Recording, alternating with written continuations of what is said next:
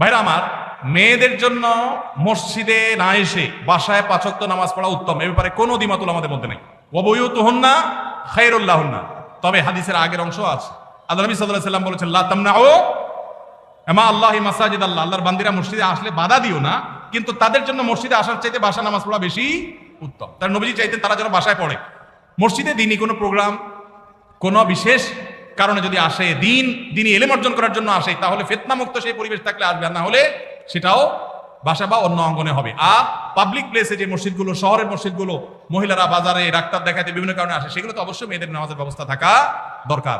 কিন্তু মেয়েদের জন্য মসজিদে এসে 5 ওয়াক্ত নামাজের জামাতে হাজির হওয়ার চাইতে বাসায় নামাজ পড়া অধিকতর উত্তম। মদিনায় এক মহিলা নবী সাল্লাল্লাহু আলাইহি ওয়াসাল্লামের পেছনে এসে নামাজ পড়ার জন্য মসজিদে নামাজ 1 রাকাতে 1000 রাকাতে সওয়াব, নবীজিকে যখন বলেছে, নবীজি বলেছেন তুমি তোমার বাসায় পড়লে বেশি সওয়াব হবে, কেন কষ্ট করে আসো, এখানে 1000 পালে ওখানে আর বেশি পাবে।